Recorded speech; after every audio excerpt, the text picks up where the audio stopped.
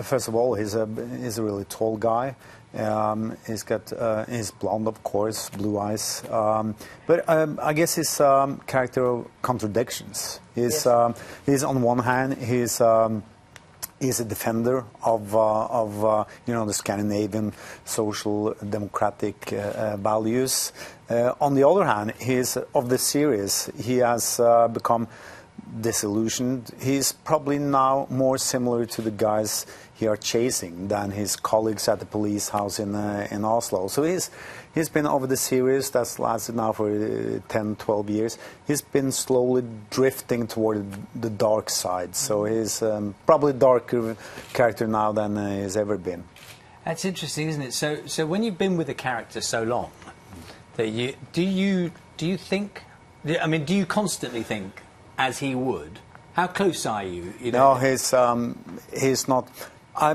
He's a character of fiction, and I try to keep him that way. You know, keep him in the box. I know that some writers they claim that they see their characters, you know, in the streets and in the shops. I'm not like that. For me, Harry is he's a guy that I spend time with when I walk into my writing room. I close the door, and when I'm finished writing about Harry, he doesn't really exist.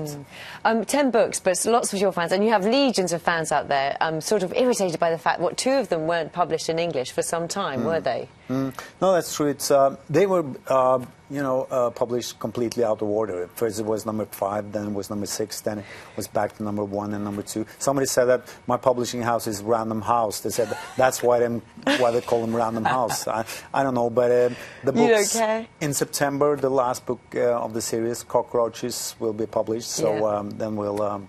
Then we can read them in order. All out. Yeah, you can. Well, we've got there is a bit of a fascination with kind of Scandinavian crime going on. I know that your book slightly predates, the television stuff that we're seeing now. But why have you got any explanation for why we're, the interest there?